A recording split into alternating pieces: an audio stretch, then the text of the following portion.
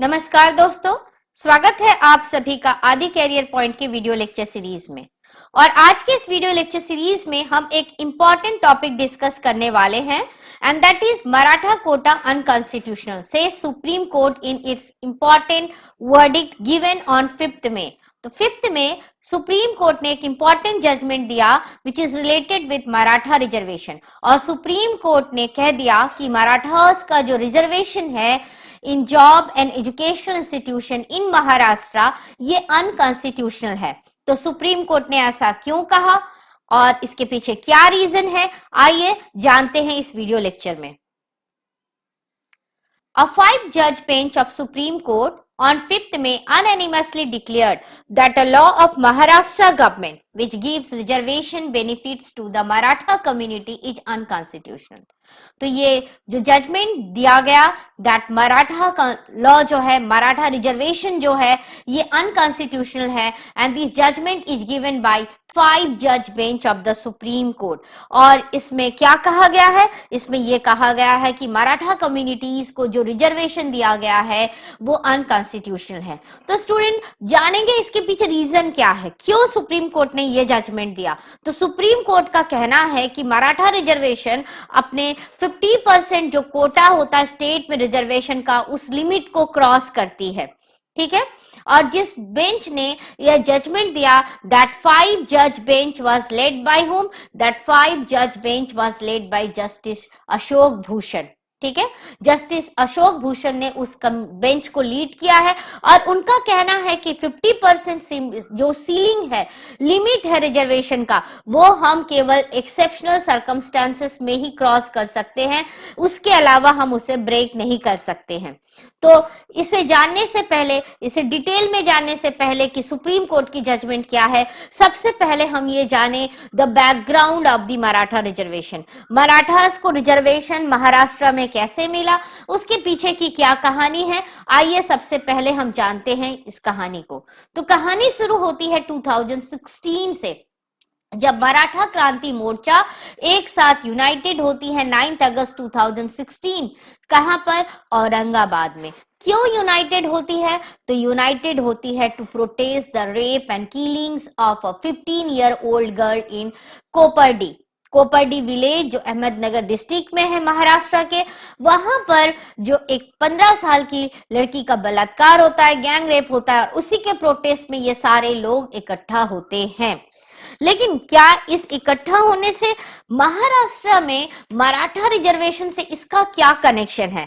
तो friends and student, this is just a trigger, ये तो जस्ट एक बिगिनिंग था, ठीक है। ये बस एक शुरुआत थी जिसे स्टार्ट किया किसने? मराठा क्रांति मोर्चा ने। और मराठा क्रांति मोर्चा ने एक्चुअली हाईलाइट किया मराठा के रिजर्वेशन को लेकर, और इस मराठा रिजर्वेशन को लेकर लगभग 58 मैसिव रैलीज मराठा क्रांति मोर्चा ने पूरे महाराष्ट्र स्टेट में की between 2016 and 17, and it was a mammoth silent public rallies and was an apolitical rallies, ठीक है। ये एक पॉलिटिकल रैली थी, इसमें कोई लीडर नहीं था, कोई पर्टिकुलर पर्सन नहीं था जो इसे लीड कर रहा था, कोई पॉलिटिकल बैकग्राउंड इस रैली की नहीं थी। केवल इस रैली के पीछे मोटिव ये था कि उनको मराठास का रिजर्वेशन चाहिए। तो डिमांड क्या रेस किया गया मराठा क्रांति मोर्चा की तरफ से? तो डिमांड, सबसे इंपॉर्टेंट डिमांड जो रेस किया गया that is the reservation of Marathas, ठीक है। Reservation of Marathas in job and education institution in the state. और साथ ही साथ इस रैली ने और एक डिमांड किया था that is the justice for Kopardi girl, उस बच्ची के लिए जिसके साथ अन्याय हुआ है। और साथ ही साथ ये डिमांड की गई जिन लोगों ने इस क्राइम को किया है उसे सीवियर पनिशमेंट मिलना चाहिए। इसके अलावा एक अलग डिमांड था that is the loan weavers for farmers. Farmers के लोन वेवर्स को लेकर भी एक डिमांड किया गया था। लेकिन सबसे इंपॉर्टेंट एंड सबसे बड़ा दबदबा वाला डिमांड था that is the reservation for Maratha. Now, in the beginning, the rallies were really very silent, but later it took violent form and even lead to some suicide. बाद में इस रैली ने violent form ले लिया, चारों तरफ आगजनी, हिंसा होने लग गई और कई सुसाइड भी हुए। और रैलीज ने एक स्लोगन दिया, एक मराठा लाख मराठा। बट अब इसके बाद प्रेशर क्रिएट होने लगा गवर्नमेंट के ऊपर। उस समय की कंटेम्प्ररी गवर्नमेंट कौन थी? उस समय contemporary government which was actually led by the BJP and the chief minister was Devendra Fadnavis.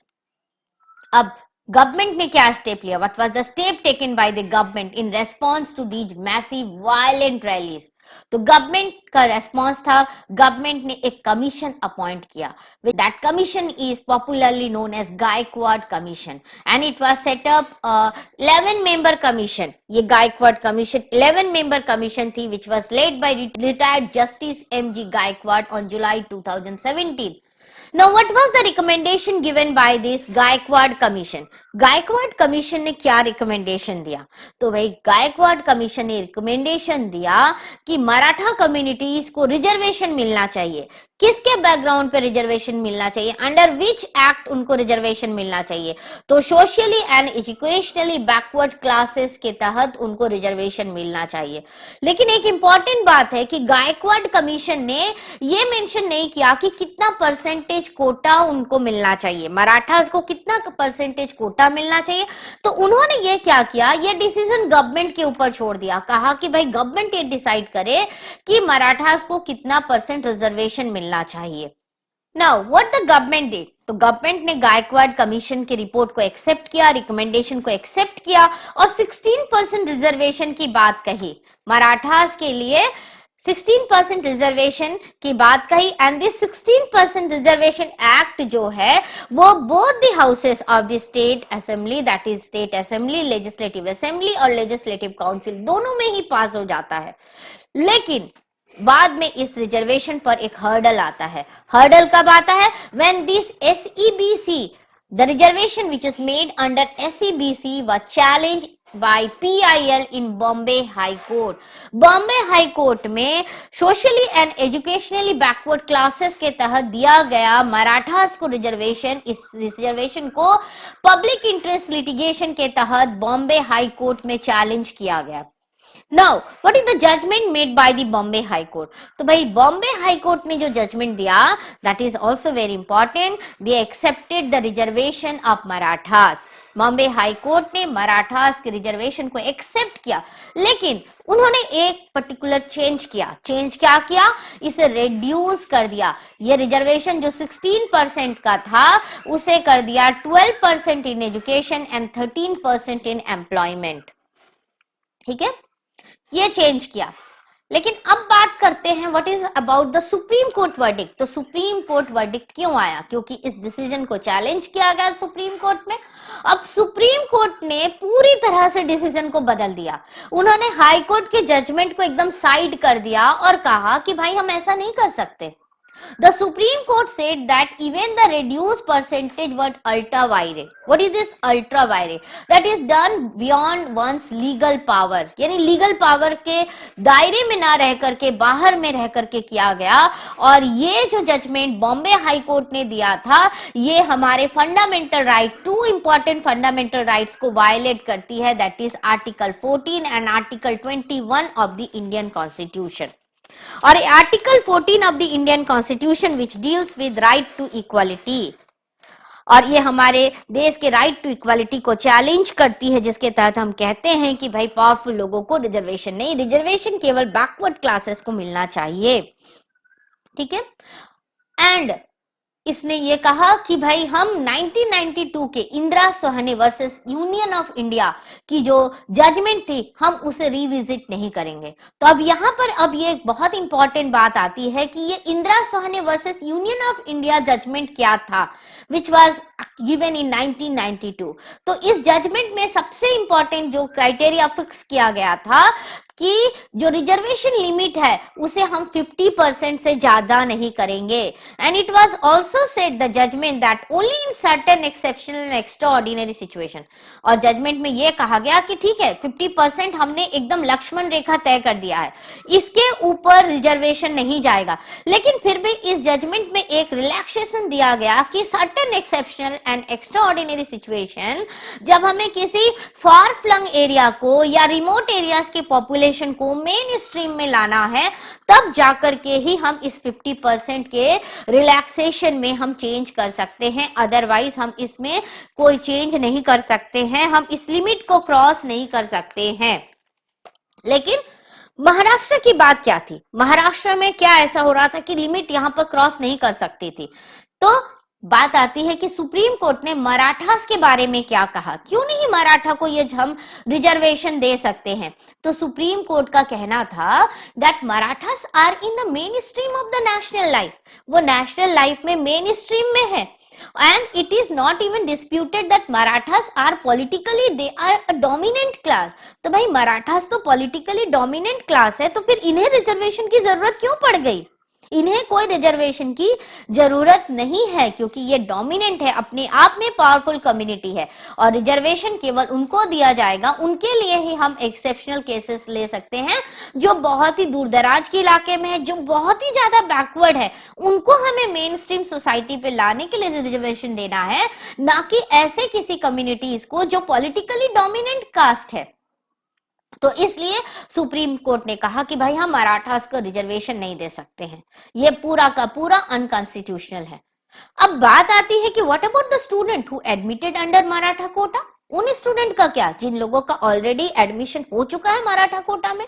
तो सुप्रीम कोर्ट ने यह भी क्लियर किया कि भाई बच्चों की लाइफ की बात है तो दे वुड कंटिन्यू, वो कंटिन्यू कर सकते हैं। अब आगे इस पर्टिकुलर वर्डिक्ट का पॉलिटिकल रिस्पांस क्या होगा, कैसे ये पॉलिटिकली इसे अफेक्ट करेगा? तो पॉलिटिकल रिस्पांस की बात करें तो भाई उद्धव ठाकरे जो चीफ मिनिस्टर है अभी महाराष्ट्र के, उन्होंने कहा that the Supreme court verdict for Maratha community unfortunate. ये अनफॉर्चुनेट है, हमने कभी ऐसा नहीं सोचा था कि ऐसा होगा, क्योंकि ये जो गवर्नमेंट है महाविकास आघाड़ी गवर्नमेंट है, और ये मराठा के रिजर्वेशन को सपोर्ट करती है, और साथ ही साथ इनकी जो कोalition बनी हुई है एनसीपी के साथ और कांग्रेस के साथ, दोनों ही ये तीनों मिलकर के ही इस रिजर्वेशन को सपोर्ट करते हैं। लेकिन सुप्रीम कोर्ट के वर्डिक्ट के आगे क्या? वहीं दूसरी तरफ जो opposition which is led by BJP, वो कोशिश कर रही है कि भाई हम ये बताएं कि इस समय की गवर्नमेंट कितनी नाकामयाब है। ठीक है, ये Mahavikas Aghadi government failed to convince the court, वो कोर्ट को कन्विंस ही नहीं कर पाई कि मराठास को भी रिजर्वेशन चाहिए। तो आई होप कि आपको ये सेशन अच्छा लगा होगा, और हमने इस वीडियो को बनाने के लिए सोर्स यूज किया है the Indian express and the Hindu. Okay, so I hope you all like the session. अगर आपको पसंद आया है तो जरूर इसे आप लाइक शेयर एंड सब्सक्राइब कीजिए। And at last, thanks for watching this video.